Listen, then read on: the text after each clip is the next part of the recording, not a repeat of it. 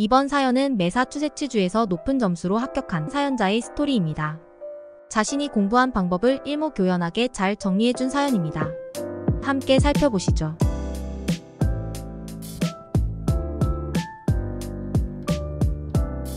안녕하세요.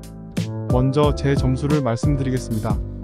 저는 MB에서 171점 그리고 ME에서 161점으로 총합 332점을 받아 합격하였습니다. 앞으로 시험을 준비하시는 분들께 도움이 될까 해서 제 경험을 공유하려고 합니다. 먼저 바브리에 대해서 이야기해보겠습니다. 저는 바브리를 주요 준비 도구로 사용했지만 솔직히 강의를 마치자마자 그 프로그램을 버려버리고 싶었어요. 모든 강의를 들었지만 거의 항상 2배속으로 들었습니다.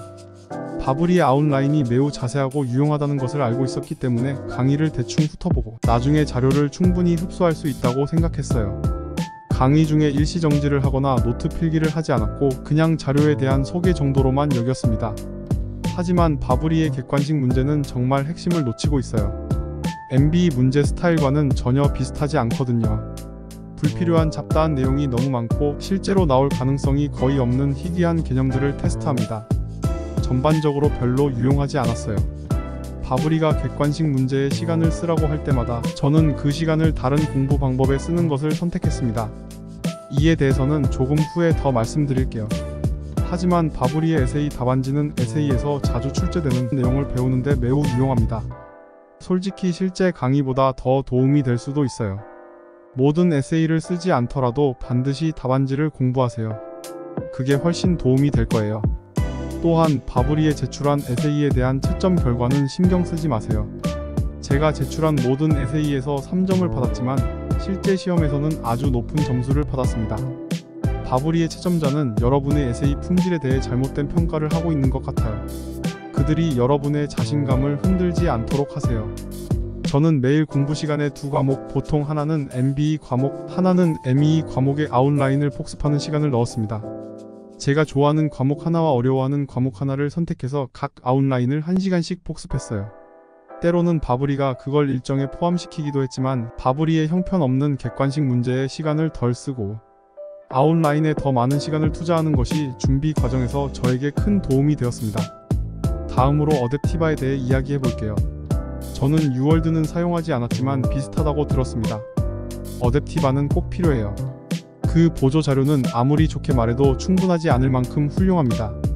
어떤 사람들은 어댑티바의 문제가 MBE 문제와 비슷하지 않다고 느꼈다지만 저는 강하게 반대합니다. 시험 당일에 저는 마치 어댑티바의 혼합 연습 세트를 풀고 있는 것 같았어요. 저는 어댑티바 문제를 2100개 풀었고 마지막 600문제에서는 약 90%의 정답률을 기록했습니다. 이는 어댑티바가 제 MBE 점수를 매우 정확하게 반영했다는 뜻이라고 생각해요. 준비 막바지에는 하루에 30개에서 50개의 어댑티바 문제를 풀었고 항상 이 연습 세트가 다양한 주제를 포함하도록 했습니다. 제가 바브리 객관식에서는 평균적으로 70% 정도의 정답률을 보였지만 시험 직전에는 어댑티바에서 훨씬 높은 점수를 받았어요.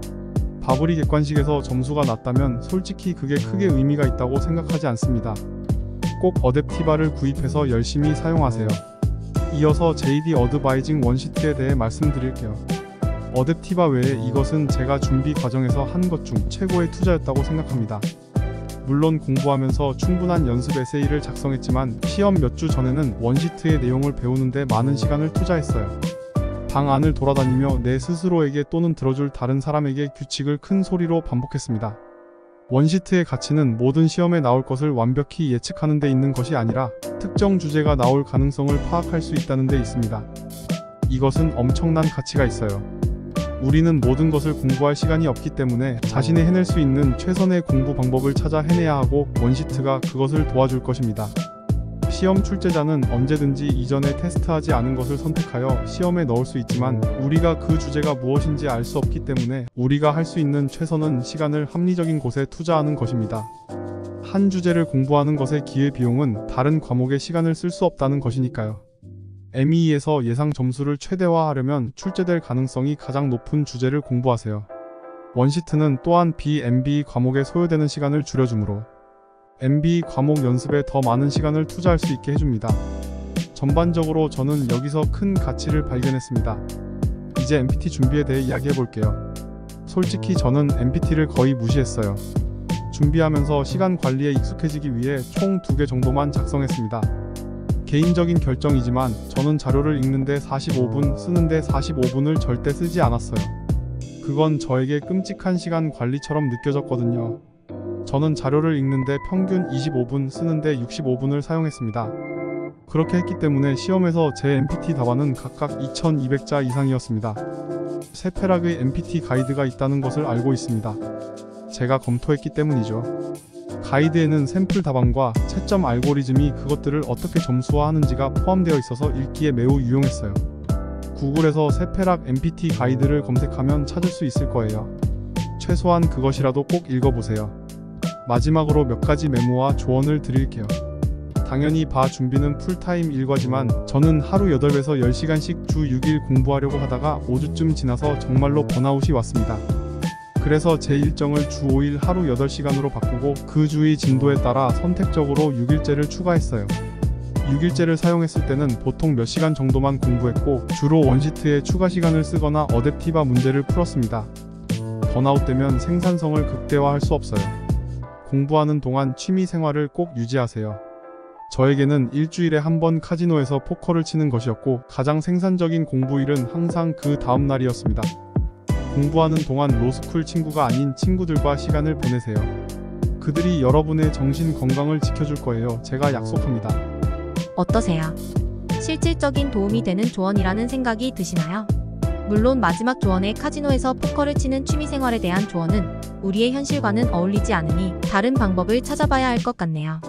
그리고 비추천하는 공부 방법과 추천하는 공부 방법이 너무 명확한데 이는 개인적인 성향일 수 있으니 이 점은 감안해서 참고하셔야 할 것 같습니다. 그것을 제외한다면 정말 손에 잡히는 현실감 있는 조언이라고 생각합니다. 그럼 이번 사연은 여기까지입니다. 감사합니다.